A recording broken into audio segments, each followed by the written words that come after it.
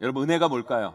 뭐 여러 가지로 이야기할 수 있겠지만 저는 이 은혜라는 단어를 이렇게 여러분들에게 말씀드리고 싶어요. 은혜는 다시 기회를 주는 것이다. 우리에게 다시 기회가 얻어지는 것이다. 세컨 찬스라고 하죠. 이게 은혜의 구체적이고 실제적인 의미라는 생각이 들어요. 사실 이 자리에 있는 우리 모두가 다 은혜를 받지 않았습니까? 다시 기회를 부여받고 다시 기회가 우리 가운데 주어졌잖아요. 죄로 인해 죽을 수밖에 없었던 우리, 멸망할 수밖에 없었던 우리, 지옥의 불거둥에 들어갈 수밖에 없었던 우리들, 그런데 그 하나님께서 우리를 그 절망 가운데 놔두지 않으시고 우리를 사랑하여서 우리에게 은혜를 주셨잖아요. 이 은혜가 얼마나 놀랍습니까, 여러분? 이 시대에 얼마나 많은 사람들이, 그리고 이 땅에 얼마나 젊은 청춘들이, 젊은이들이 이런 생각에 사로잡혀 있는지 몰라요. 나는 이제 끝났다, 나에게는 더 이상 소망이 없다. 그들에게 다가가서 은혜를 전해줘야 돼요. 그들에게 알려줘야 돼요. 아닙니다, 당신에게는 아직 기회가 있습니다. 당신은 아직 일어설 수 있습니다. 그래서 저에게 이런 강한 도전이 생겼어요. 최소 우리 교회 사방 심리 4.5km는 우리 교회가 책임지자. 그래서 이 추운 겨울 글로리센터 우리 주변 심리 안에는 스스로 목숨을 끊는 사람들, 끼니를 굽는 사람들, 이 겨울 난방이 안 되는 그런 분들이 없기를 바라는 마음으로 이 심리 프로젝트를 우리가 시작하려고 해요. 이 심리 프로젝트를 통해 이 땅에 가난하고 소외되고 아파하고 어려운 이웃들에게 찾아가 그들의 이웃이 되어주며 그들에게 다시 기회를 주는 하나님의 은혜로 그들을 초대할 수 있는 우리 용인제일교회와 성도님들이 되시기를 소망합니다. 여러분, 은혜가 뭘까요? 은혜라는 단어 우리가 너무나 잘 알고 또 많이 사용하는데요. 또 이렇게 막상 질문을 드리면 대답하기가 참 어려운 게 은혜라는 단어입니다. 제가 자주 드리는 말씀인데요. 신앙생활을 제대로 잘 하려면 성경에 나오는 중요하고 추상적인 이 단어들을 우리 삶 가운데 구체화시킬 수 있어야 돼요. 예를 들어 사랑, 구원, 믿음, 소망, 이런 것들을 실생활에서 금방 적용하게 풀어서 이해하고 구체적으로 그걸 실천해 갈 때 우리 신앙은 일취월장 잘 성장해 갈 수 있고요. 아름다운 삶의 열매가 구체적으로 우리 삶 가운데 나타나게 되는 거예요. 그렇다고 한다면 우리가 신앙생활하면서 은혜 많이 하잖아요. 오늘도 우리가 찬양 드리면서 모든 것이 은혜, 한없는 은혜 고백을 했는데요. 그 은혜가 뭘까요? 말씀에 나오는 이 은혜라는 추상적인 단어를 우리 삶 가운데 구체적으로 적용하기 위해 쉽게 표현할 수 있는 단어나 문장은 뭘까요? 여러 가지로 이야기할 수 있겠지만 저는 이 은혜라는 단어를 이렇게 여러분들에게 말씀드리고 싶어요. 은혜는 다시 기회를 주는 것이다. 우리에게 다시 기회가 얻어지는 것이다. 세컨 찬스라고 하죠. 이게 은혜의 구체적이고 실제적인 의미라는 생각이 들어요. 성경에 수많은 은혜 받은 사람들이 나와요. 그 사람들을 다 살펴보세요. 나는 이제 끝났다, 나의 삶은 이제 더 이상 안 된다, 나에게는 더 이상 소망이 없다 라고 생각할 그때에 다시 기회가 주어집니다. 그들의 인생에 다시 기회가 찾아오는 거예요. 그걸 다른 표현으로 은혜 받았다 그러더라고요. 예수님의 수제자, 여러분 베드로 아시죠? 예수님께 큰 칭찬을 받았던 베드로, 그 자신만만했던 베드로, 뭐든지 할 수 있을 것 같은 베드로. 그런데 그 수제자 베드로가 예수님이 십자가에 달릴 그때에 어린 여종 그 말 한마디를 듣고 예수님을 3번이나 부인하고 도망칩니다. 그렇게 도망쳐서 갈릴리 바닷가에 외로이 고기 잡고 있던 베드로가 어떤 생각을 하고 있었을까요? 그 마음은 어떤 마음이었을까요? 그 잘 잡히던 고기도 안 잡히는 그때에 그는 아마 이런 생각을 했을 거예요. 예수를 따랐던 나의 삶은 실패다, 이제 끝이다, 나에게는 이제 더 이상 소망이 없다. 시리에 빠져 절망 가운데 자괴감으로 아파하고 있는 베드로, 그에게 우리 예수님은 다시 찾아가셔서 그를 부르십니다. 그리고 그에게 묻죠. 네가 나를 사랑하느냐? 네가 나를 사랑하느냐? 네가 나를 사랑하느냐? 베드로가 3번 예수님을 부인한 것처럼 예수님은 그에게 예수님에 대한 사랑을 3번 물어보세요. 이게 뭐예요, 여러분? 베드로에게 예수님께서 다시 기회를 주신 거예요. 다시 일어서게 하신 것입니다. 이게 은혜예요, 여러분. 그 은혜를 받은 베드로가 어떻게 됩니까, 여러분? 다시 일어나서 다시 기회를 받아서 초대교회의 엄청난 역사를 이루는 위대한 사도로 쓰임받는 인생이 되지 않습니까, 여러분? 그래서 은혜는요, 다시 기회가 주어지는 거예요. 다시 기회를 얻게 되는 거예요. 그게 은혜라는 거예요. 현장에서 간음하여 잡힌 한 여인이 있잖아요. 사람들이 그녀를 예수님 앞에 데려다 놓고 돌로 쳐주려고 할 때 예수님이 말씀하시죠. 너희들 중에 죄 없는 자가 이 여인을 돌로 치라. 그럴 때 거기 있던 모든 사람들이 돌을 다 놓고 떠나갑니다. 예수님이 그 여인에게 물어요. 너를 고발하고 너를 정죄하는 사람들이 어디 있느냐? 그 여인이 대답하죠. 다 떠나가고 없습니다. 그때 우리 예수님이 뭐라고 하세요? 나도 너를 정죄하지 아니하노니 가서 다시는 죄를 범하지 말라. 이게 은혜예요. 이게 다시 기회를 주는 거. 정죄받아 마땅히 죽을 수밖에 없는 그 여인, 돌로 맞아 죽어야 하는 그 여인, 그러나 그녀를 정죄하지 않으시고 다시 그녀에게 기회를 주시는 것. 이게 은혜라는 거예요. 우리가 탕자를 너무 잘 알죠. 아버지의 유산을 받아 허랑방탕한 삶으로 모든 것을 다 잃어버리고 돼지우리에서 돼지 주엽 열매를 먹고 사는 그 인생, 용서받을 수 없죠. 다시 돌아갈 수도 없어요. 그도 그걸 알기에 이렇게 말합니다. 내가 무슨 면목으로 아버지께 다시 돌아갈 수 있겠는가? 차마 아들은 다시 될 수 없으니까, 그렇다고 내가 이 돼지우리에서 평생 계속 이렇게 살 수는 없으니까 우리 아버지 집에 품꾼이라도 사는 게 이것보다 낫겠다. 그렇게 생각하고 아버지께 돌아가잖아요. 돌아가서 아버지께 말씀드려요. 나를 당신의 집에 아들이 아니라 품꾼으로 써달라고. 그때 그 아버지가 뭐라고 그래요? 그게 무슨 말이냐? 그러면서 아버지는 그 종들에게 명령합니다. 다시 돌아온 이 아들에게 좋은 옷을 입히고 손에 가락지를 끼우고 발에 신을 신기라. 손에 가락지를 끼운다는 건 무슨 말인 줄 아십니까, 여러분? 다시 아들됨을 확증해 주는 거예요. 이게 뭐예요? 다시 기회를 주는 거죠. 다시 기회를 받게 된 거예요. 회복되어지는 거예요, 여러분. 이게 은혜라는 거예요. 사랑하는 성도 여러분, 지금 이 자리 가운데 여러분의 인생에 대해 이렇게 생각하시는 분들이 계실지 모르겠어요. 내 인생 이제 끝났다. 나는 실패자다. 내 인생에는 소망이 없다. 내 인생 이제 나도 어떻게 할 수가 없다. 내 생은 이제 망했다. 차라리 이렇게 사느니 죽는 게 더 낫다. 여러분, 은혜 받으세요. 은혜 받으셔야 돼요. 그런 분들은 더더욱 은혜 받으셔야 돼요. 은혜 받으면 다시 기회가 주어집니다. 다시 기회를 얻게 되는 거예요, 여러분. 그래서 은혜 받으면 다시 시작할 수 있고 다시 일어설 수 있는 거예요. 여러분, 착각하지 마세요. 사탄은요, 여러분에게 가는 그 은혜를 자꾸 막으면서 여러분 잘못된 생각으로 여러분 삶을 자꾸 유도해요. 여러분 아직 안 망했어요. 안 실패했어요. 여러분 인생 아직 안 끝났어요, 여러분. 은혜는 여러분에게 다시 기회를 주고 여러분들을 다시 일으킬 겁니다, 여러분. 사실 이 자리에 있는 우리 모두가 다 은혜를 받지 않았습니까? 다시 기회를 부여받고 다시 기회가 우리 가운데 주어졌잖아요. 죄로 인해 죽을 수밖에 없었던 우리, 멸망할 수밖에 없었던 우리, 지옥의 불거둥에 들어갈 수밖에 없었던 우리들. 그런데 그 하나님께서 우리를 그 절망 가운데 놔두지 않으시고 우리를 사랑하여서 우리에게 은혜를 주셨잖아요. 다시 기회를 주신 거예요. 다시 살아날 수 있는 기회, 다시 영생할 수 있는 기회, 다시 천국 갈 수 있는 기회를 주신 거라는 거예요.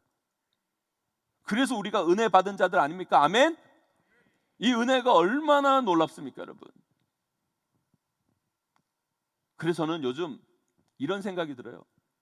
이 시대에 그 어느 때보다 이 땅을 살아가는 사람들에게 이 놀라우신 하나님의 은혜가 더욱더 절실하게 필요한구나. 필요한 때구나. 우리가 이 은혜를 전하지 않으면 안 되겠구나. 이 시대에 더욱더 우리는 이 은혜를 전하며 살아야겠구나. 이런 마음을 갖게 돼요. 왜 그런 생각을 갖게 하냐면, 여러분, 이 시대에 얼마나 많은 사람들이, 그리고 이 땅에 얼마나 젊은 청춘들이, 젊은이들이 이런 생각에 사로잡혀 있는지 몰라요. 나는 이제 끝났다. 나에게는 더 이상 소망이 없다. 나는 이제 어떻게 할 수가 없다. 나는 이제 죽는 것밖에 내 삶에는 답이 없다. 이렇게 생각하고 이런 말을 하고 살아가는 사람들이 이 시대 속에 얼마나 많이 존재하고 우리 주변에 얼마나 퍼져 있는지 몰라요. 그들에게 다가가서 은혜를 전해줘야 돼요. 은혜가 뭐라고요, 여러분? 다시 기회를 주는 거. 다시 기회를 얻게 하는 것. 그에게 알려줘야 돼요. 그들에게 알려줘야 돼요. 아닙니다. 당신에게는 아직 기회가 있습니다. 당신은 아직 일어설 수 있습니다. 다시 소망을 가지세요. 그것을 알려주는 것. 그것이 먼저 은혜 받은 우리가 해야 할 일이라는 거예요, 여러분. 그래서 여러분, 좌절과 절망에 빠져있던 그분들이 이런 고백이 나와야죠. 이런 고백이 나와야 돼요. 우리를 만난 사람들이 그런 고백이 나와야 돼요. 예수 믿는 저분 만나서 나에게 새로운 희망이 생겼어. 저 용인제일교회 가니까 내 삶에 새로운 기회가 열려졌어. 아니, 진짜 고백은 이런 거겠죠. 내가 복음을 듣고 예수 그리스도 만나니까 다시 일어서지 못할 줄 알았던 내 삶에 새로운 기회가 주어졌네. 절망 속에 있는 내 삶에 새로운 소망이 생겼네. 할렐루야. 여러분, 이걸 깨닫게 하는 거, 여러분, 이것이 먼저 은혜 받은 우리들이 해야 할 이 시대 사명이자 역할임을 여러분 잊지 마시기를 간절히 소망합니다. 그래서 여러분, 교회는 세상의 소망이 돼야 돼요. 오늘 본문을 보세요. 오늘 말씀은 하나님께서 하나님 백성들에게 하시는 명령이에요. 너희들은 꼭 이렇게 해라. 하나님이 그들에게 뭐라고 말씀하십니까? 그들이 곡식을 거둘 때 밤 모퉁이까지 다 거두지 말고 떨어진 이삭은 줍지도 말라고 그랬어요. 포도원의 열매도 다 따지 말고 포도원에 떨어진 열매도 줍지 말라고 하세요. 누구를 위해서? 가난한 자들을 위해서, 거류민들을 위해서. 여기서 거류민이라는 것은요, 떠돌아다니는 사람들, 실패자들을 의미하는 거예요. 그런데 왜 하나님의 백성들에게 그렇게 하라고 말씀하십니까? 그들에게, 그들 주변에 있는 사람들, 그 실패자들, 무너진 사람들, 가난한 자들에게 다시 일어날 기회, 다시 살 수 있는 기회, 다시 회복할 수 있는 기회를 너희들은 줘야 된다라고 말씀하시는 거예요. 너희들이 다 갖지 말라는 거예요. 그 은혜를 나눠주라고 말씀하세요. 그것이 하나님의 백성으로서의 마땅히 해야 할 일이라고 명령하시는 거예요. 저는요, 이 시대를 바라보면서 참 안타까운 게, 우리가 평균적으로는 우리가 더 경제적으로 부유하게 되고 풍요롭게 되었는데, 정말 힘들고 어려운 사람들은 다시 시작할 기회가 박탈되어 가고 있다는 느낌을 받아요. 오히려 계층의 사다리가 공고화되어서 다시 올라갈 엄두가 나지 않는 상황이 펼쳐져 있어서 그 앞에서 자포자기하는 인생을 살아가는 사람들이 얼마나 많은지 몰라요. 그리고 창창한 미래를 설계하고 도전하고 나아가게 해도 아까운 청춘의 그 젊은 우리 청춘들이, 그 젊은이들이 다 패배주의에 빠져 있잖아요. 이 사회 구조 앞에서 다시 시작할 엄두를 내지 못하고, 내 인생 끝났어, 나는 실패자야, 난 이제 안 돼, 소망이 없어, 그렇게 말하며 다시 시작하려는 도전조차 두려워하는 시대에 우리가 살고 있어요. 이게 참 안타까워요. 사랑하는 성도 여러분, 저는 우리 용인제일교회가 지금 이런 마음을 가지고 있는 분들에게 새로운 소망을 전해줬으면 좋겠어요. 이 시대에 이렇게 생각하는 분들, 나는 이제 끝났다, 나에게는 더 이상 소망이 없다, 나는 이제 죽을 것밖에 할 게 없다 말하는 이런 분들 우리 주변에 얼마나 많이 계십니까? 그분들에게 은혜를 전해드려야 돼요.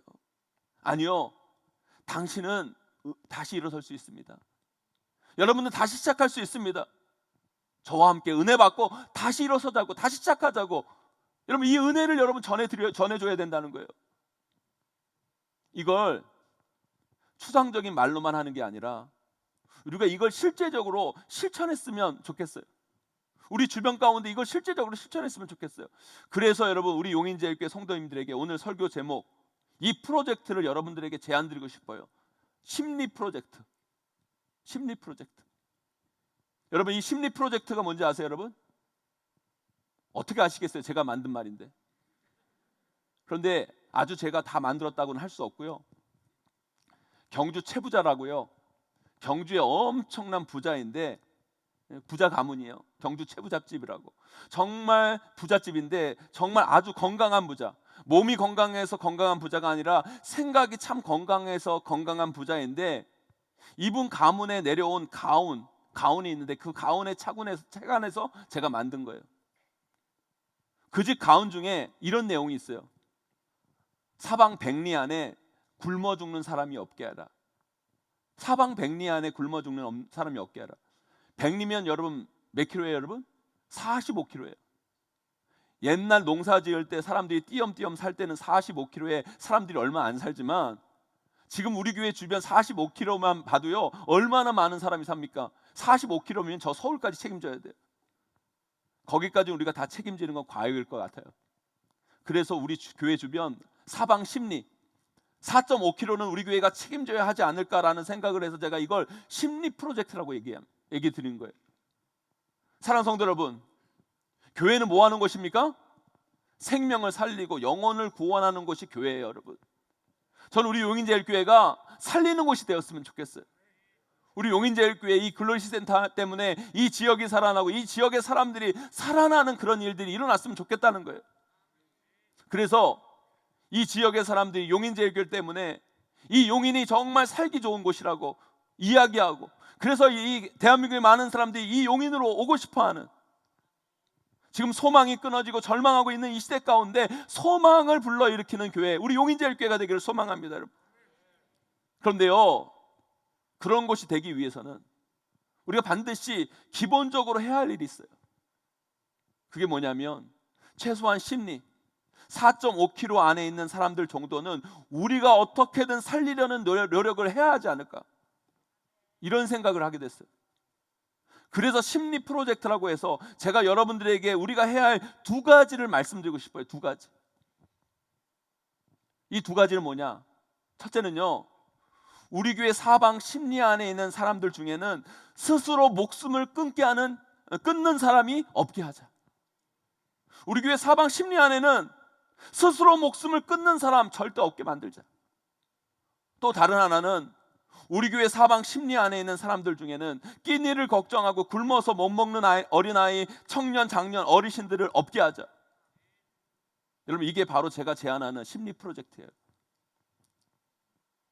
이제 오늘이 11월 마지막 주일이잖아요. 이제 2020년 목회를 준비해야 되는데, 목회 계획을 세우고 목회를 준비하면서 하나님이 저에게 강한 이런 마음을 주셨어요.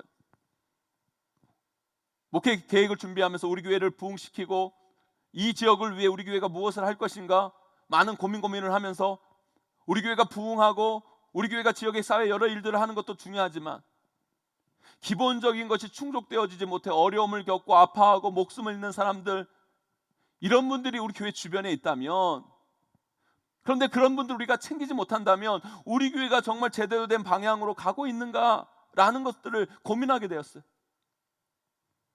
여러분, 그거 아세요? 지난 몇 주 전에요, 한 젊은 분이요, 김양정역에 올라가가지고요, 거기 높잖아요. 그 높은 그 김양정역에 올라가가지고요, 자신의 몸을 던져 스스로 목숨을 끊었어요. 모르시죠, 여러분? 우리 교회 주변에 있었던 일이에요. 저는 그 이야기를 듣고 가슴이 아팠어요. 그분이 왜 그런 선택을 했는지 저는 모르겠어요. 그러나 그분이 그 마음을 먹었을 때 누군가 곁에 있었다면, 누군가 그의 손을 잡아주었다면, 누군가 그의 말을 들어주었다면, 그에게 다시 소망을 이야기해 줄 수 있었다면 어땠을까? 우리 교회가 이 땅의 모든 사람에게 그렇게는 다 못해도 우리 주변 심리 안에 있는 사람들에게 그걸 할 수 있었어야 했는데 그걸 못했다는 생각에 참 마음이 아프고 여러 생각이 제 마음 가운데 들었어요. 우리 교회가 여기 존재하고 많은 분들이 우리 교회 와서 좋지만 우리 교회가 그런 아픔 있는 분들에게 다가가려고 하지 않는다면 우리 사역이 정말 하나님 보시기에 제대로 가고 있고 하나님이 기뻐하신 사역이 될 수 있을까? 그런 생각을 하게 됐다는 거예요. 그래서 저에게 이런 강한 도전이 생겼어요. 최소 우리 교회 사방 심리 4.5km는 우리 교회가 책임지자. 이 심리 안에는 스스로 목숨을 끊는 분들, 다이어트로 배고픈 분들 말고 못 먹어서 배고파 아픈 분들 없게 해야 된다. 물론 우리 노력으로는 다 되지 않을 수도 있지만 그걸 할 수 있도록 우리 한번 해보자. 그래서 내년부터 구체적으로 그걸 할 수 있는 방안들을 제가 생각해 봤어요. 그래서 내년에 우리 교회에요, 스스로 목숨을 끊으려고 하는 분들을 위한 전단 전화가 설치됩니다. 그리고 그분들이 전화를 하면 우리 교회는 단지 상담을 하는 게 아니라, 지금도요 그런 분들 전화하면 상담하는 곳은 많아요. 그게 아니라 우리는 전화하면 직접 달려갑니다. 어떻게든 달려가서 몇 시간이라도 같이 있어주고 몇 시간이라도 같이 밥 먹어주고 따뜻한 밥을 나누면서 이야기해주고 그런 분들에 대한 전화를 설치하려고 그래요. 그리고 우리 목사님들이 매일 전화 당직을 씁니다. 하루하루 돌아가면서 전화기를 가지고 있는 거예요. 그래서 그런 마음이 들어서 힘들어하고 그러고 있는 싶은 분들이 언제든지 어느 시간든지 새벽이든지 밤이든 전화를 하면 우리 목사님이 당장 달려가서 만나주고 따뜻한 밥이라도 같이 먹으면서 이야기 들어주고 극단적인 생각, 행동을 못하게 같이 있어주고 그러려고 해요. 그런데 우리 교회 목사님들은 다 남자들이잖아요, 여러분. 그죠? 여자분들이 그런 요청을 하면 또 혼자는 못 가잖아요. 그래서 우리 교회 안에 사람 살리는 그 긴급팀을 만들려고 그래요. 그래서 우리 교회 성도님들 중에 자원봉사할 수 있는 분들, 특별히 상담이나 사랑의 은사가 있는 분들 여러분 많이 신청해 주세요. 그래서 그렇게 좌절과 절망으로 이제 끝났다, 나는 실패자다 여기며 자신의 목숨을 내던지려고 하는 분들 여러분 다시 살려 삶의 기회를 드리는 긴급 구조의 역할들 우리가 하려고 그래요. 여러분 전화번호가 만들어지면 여러분 주변에 여러분 그 전화번호 뿌려셔야 돼요. 여러분 다 알려줘야 돼. 힘들고 어려울 때 여기 전화해라. 힘들고 어려울 때 전화해라. 그걸 우리가 최소 심리 정도는 책임지자라는 생각에서 우리가 이 심리 프로젝트를 내년부터 시작하려고 그래요. 또한 내년부터요 우리 교회 안에 사랑 나눔 방을 만들고 거기에 시의 지원을 받아서 공유 냉장고를 설치하려고 해요. 공유 냉장고. 제가 언젠가 뉴스에서요 경기도 다른 시에 공유 냉장고를 만들어 놓고 거기에 사람들이 자신의 있는 집에 있는 음식들 많은 분들 갖다다 놓으면 서로 나누고 공유한다는 그런 그 기사를 봤어요. 그래서 제가 용인시에 전화를 우리 부목사님 통해 하라고 그래가지고 왜 용인시는 그런 게 없습니까 문의를 했는데 드디어 결정이 나서 우리 교회 공유 냉장고가 설치돼요.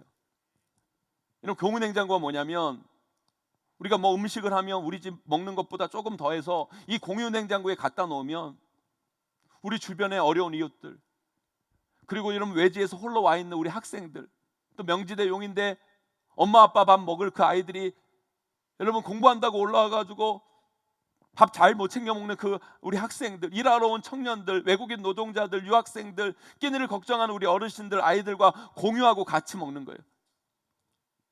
집에 과일이 많이 들어오면 다 먹지도 못하는 귤 여러분 그 귤 같은 거 다 썩어서 버리지 마시고요. 먹을 만큼만 남기고 나머지는 공유 냉장고에 가져다 놓으면 그걸 필요한 분들이 가져가서 나눠 먹는 거예요.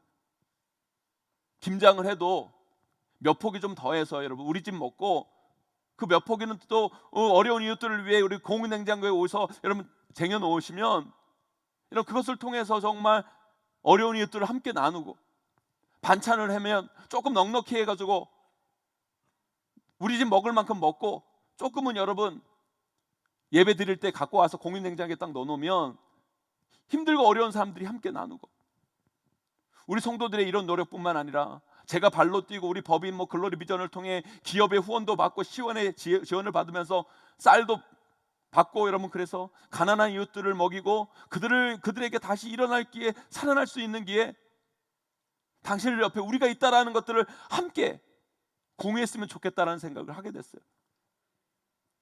그리고 또 한 가지 우리가요 우리 교회 주변에 있는 모든 어렵고 힘들고 아픈 사람들 다 도울 수도 없고 그리고 어디까지 도와야 되는지도 사실 정하기가 쉽지 않아요. 그러다 보면 또 그걸 이용하는 사람들도 있고요. 하지만 최소한 이런 분들 우리가 반드시 도와야겠다는 생각을 저는 했어요. 우리 교회 심리 안에 전기세를 못 내서 수도세를 못 내서 도시가스비를 못 내서 전기가 끊어지고 물이 끊어지고 이 겨울 도시가스가 끊어져 난방이 안 되는 분들은 우리가 최소한 한 번은 다시 그걸 연결시켜드리는 글들을 우리가 해야 되겠다. 그래야 우리가 해야 이 추운 겨울을 따뜻하게 그분들이 나지 않을까. 여러분 전기 그냥 끊기는 게 아니잖아요. 한 3개월 4개월 정도 못 내야 여러분 끊기는 거예요. 여러분 그 정도 한 번은 우리가 해드리고 다시 기회를 그들에게 드리고 다시 일어설 수 있는 힘을 드리고 여러분 이 일 그냥 되는 게 아니에요. 자원봉사하는 분들 필요해요. 냉장고 음식 정리하고 분류도 하고 그리고 또 스스로 가져다 드시기 어려운 분들은 우리가 찾아다니면서 드리기도 하는 역할도 해야 되고 어려운 분들 집 방문해서 확인하는 일들 누군가는 해야 돼. 이제 그런 자원봉사하는 분들 우리가 모으려고 해요. 여러분 뜻 있는 분들 여러분 동참해 주시고, 그리고 여러분 집안에 먹을 것들 많으면 욕심 부리지 마시고 드실 만큼만 두시고 예배 나오실 때 가지고 나오셔서 여러분들 공유냉장고에 놓으시면 정말 귀한 일에 사용될 것입니다. 여러분 꼭 동참해 주세요, 여러분. 그래서 이 추운 겨울 글로리센터 우리 주변 심리 안에는 스스로 목숨을 끊는 사람들, 끼니를 굽는 사람들, 이 겨울 난방이 안 되는 그런 분들이 없기를 바라는 마음으로 이 심리 프로젝트를 우리가 시작하려고 해요. 사랑하는 성도 여러분, 하나님은요 절대요 부에 대해 정죄하는 분이 아니십니다. 그리고 하나님은 우리가 풍요롭게 살기를 원하시는 분이 있어요. 그러나 하나님은 우리에게 분명히 경고하고 말씀하십니다. 절대 너희 주변에 있는 가난한 사람들, 소외된 사람들, 어려운 사람들이 먹을 것이 없고 외롭고 힘들어 절망하지 않도록 은혜를 주라고 명령하고 계세요. 그것이 바로 오늘 본문의 말씀 우리에게 주시는 의도라는 거예요. 사랑하는 성도 여러분, 은혜는요 다시 기회를 주는 거예요. 다시 기회를 얻게 되는 거예요. 그게 은혜예요, 여러분. 그러나 그들이 스스로 목숨을 끊거나 굶어서 잘못되면 우리가 아무리 그들에게 은혜를 전하고 싶어도 전해줄 수가 없는 거예요. 그들에게 최소한의 소망의 끈을 가질 수 있도록 우리 그들에게 다가가야 돼요. 사랑하는 성도 여러분, 하나님은요 상한 갈대를 꺾지 않으십니다. 꺼져가는 등불을 끄지 않으십니다. 상한 갈대는요 꺾는 게 편해요. 꺼져가는 심지는 그냥 훅 불어서 꺼버리고 다른 심지를 가져다 켜야 불이 환해져요. 그러나 우리 하나님은 그런 분이 아니에요. 하나님은 상한 갈대에도 다시 기회를 주십니다. 꺼져가는 등불도 그냥 끄지 않으시고 그 심지를 사용해서 다시 성령의 불을 붙이시는 분이 우리 하나님이세요, 여러분. 오늘 이 자리에 혹여 상한 갈대가 있으십니까? 꺼져가는 불처럼 불안불안한 삶을 살고 계시는 분들이 계십니까? 은혜를 받으셔야 돼요. 은혜를 사모하세요. 은혜는 우리에게 다시 기회를 부여합니다. 은혜 받은 자는 다시 기회가 열립니다, 여러분. 은혜 받은 자는 그래서 다시 살아나고 다시 일어설 수 있는 거예요. 주님의 은혜로 다시 일어나는 저와 여러분, 우리 모두가 되시기를 주님의 이름으로 간절히 축원합니다. 그러나 우리뿐만 아니라 우리 주변에 꺼져가는 등불들이 있어요. 상한 갈대들이 있습니다. 하나님 그들에게 우리 보고 다가가라고 명령하고 계세요. 그들에게 다시 은혜를 주라고, 다시 기회를 주라고 말씀하십니다. 사랑하는 성도 여러분, 우리 용인제일교회와 우리 귀한 성도님들이 그 일을 했으면 좋겠어요. 좌절과 절망으로 아파하고 괴로워하고 고통스러워하고 죽고 싶어하시는 분들, 그분들에게 다가가서 최소한의 것들을 함께 나누며 그들에게 하나님의 은혜를 전하며 다시 기회가 있다고, 다시 살 수 있다고, 다시 살아나야 한다고, 하나님의 은혜로 다시 시작해보자고 그렇게 말하고 그 은혜를 전하는 우리 용인제일교회와 우리 귀한 성도님들이 되시기를 소망합니다. 하나님은 반드시 그걸 기뻐하실 거예요. 이 심리 프로젝트를 통해 이 땅에 가난하고 소외되고 아파하고 어려운 이웃들에게 찾아가 그들의 이웃이 되어주며 그들에게 다시 기회를 주는 하나님의 은혜로 그들을 초대할 수 있는 우리 용인제일교회와 성도님들이 되시기를 소망합니다. 그럴 때 우리는 하나님이 쓰시는 교회, 하나님 마음을 시원케 하는 성도들로 세워질 수 있습니다. 그 아름다운 일에 우리 모두 함께 동참하는 우리 귀한 모든 성도들 꼭 되시기를 주님의 이름으로 간절히 축원하고 축복합니다.